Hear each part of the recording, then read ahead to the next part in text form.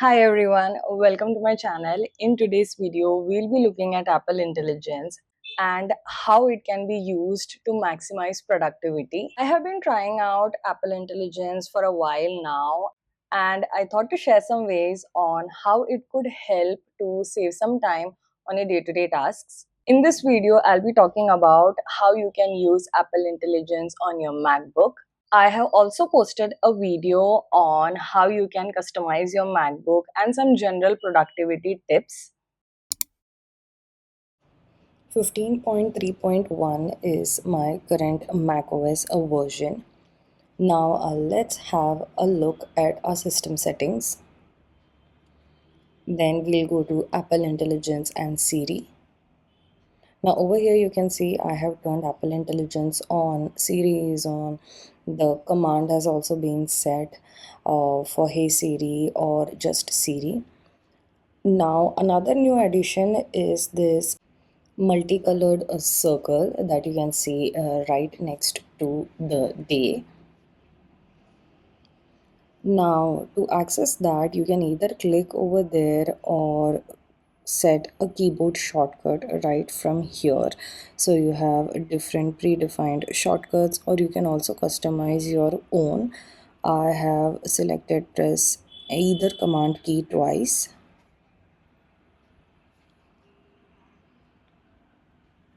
Now if we scroll further, we can also see we have an extension for ChatGPT.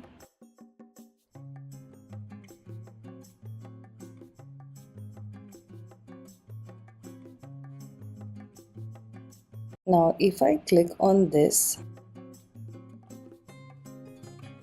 now once I click on this, I can see a use ChatGPT and an option to set it up. So you have all the necessary guidelines that says that it integrates with Siri, and you can also see the OpenAI terms of use if you want to, and click on next to set it up. There are some privacy conditions over here for ChatGPT. That is, you can either stay anonymous and ask queries, or you can sign in with your account, and only then ChatGPT would be able to access your information to train their data model.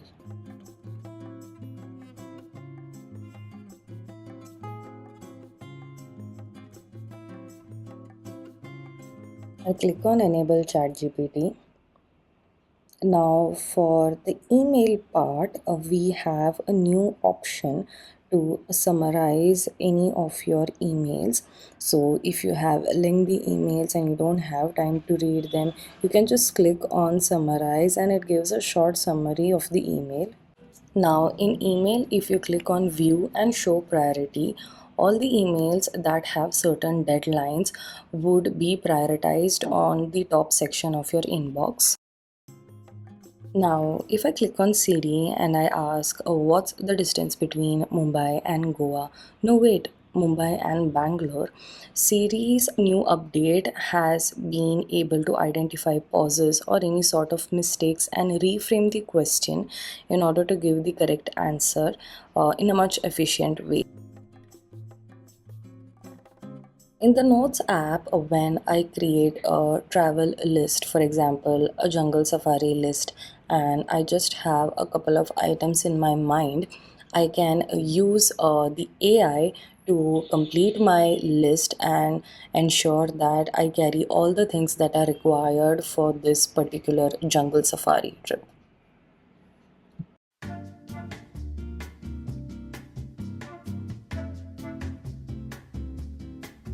When I select on the Apple Intelligence icon and go to Compose, I can use this text box to ask my question directly to ChatGPT.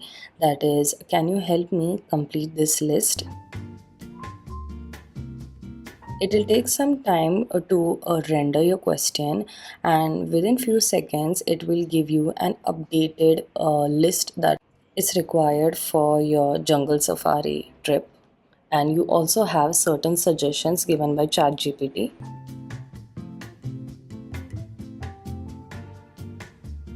Now, when I type a paragraph and if I want to ensure that there are no grammatical errors or any punctuation mistakes, I can select the paragraph, click on Apple Intelligence, and proofread. Now, this would go through my paragraph and would suggest me the corrections, and I can see it over here. It has been underlined in red, and I can also go through in detail by clicking these arrows. So it says missing punctuation and so on. So I can see everything one by one, and then once satisfied, I can click on done and it will correct it for me.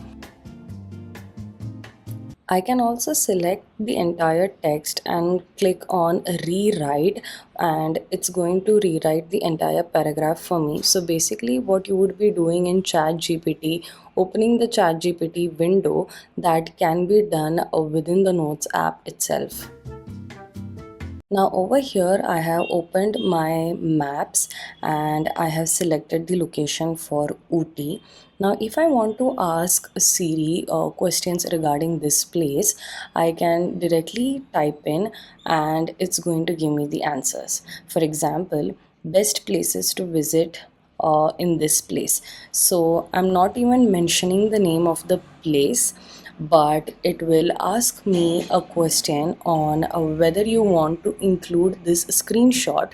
And once I click on send, it will understand that I'm asking the question for the Ooty's location. So it gives me the result such as Ooty Lake, Botanical Garden, Tea Museum, and so on. If I ask about best Airbnbs in that area, and it takes in the previous information in terms of location, that is Ooty, and it again suggests me some Airbnbs. In the Photos app, when you click on Edit, you can see a new option called Cleanup. If you're clicking this option for the very first time, it will take a few seconds to load.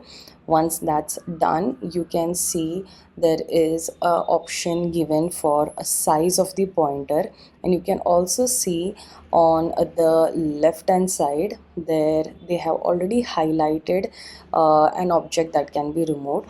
I can adjust the size of the pointer. Now in this case the tissue paper has already been highlighted, so if I just double click, it will disappear.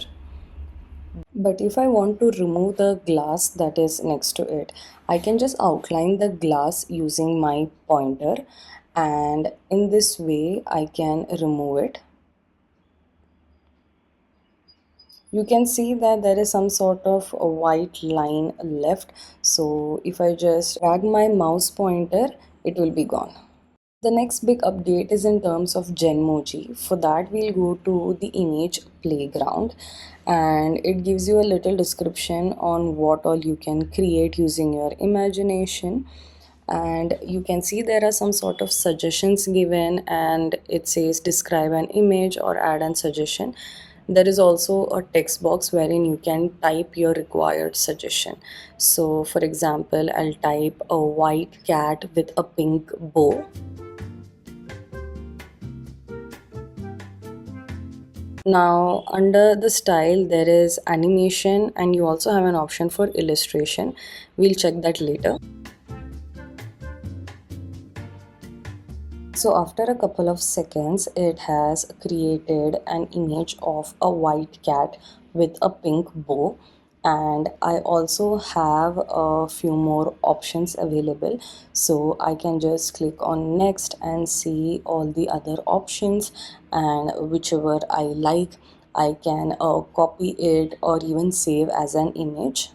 Below the image, you can also see that there are different themes, different costumes available. So you can just try combinations. For example, I have clicked artist. So now I got a white cat with a pink bow in the form of an artist.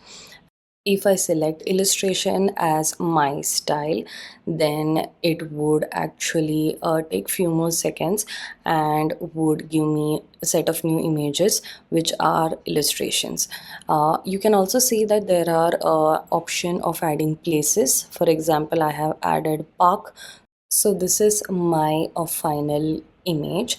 Now I can go through them, click on three dots, copy the image and use as a sticker, share it, or even save the image for later use. This is my final image.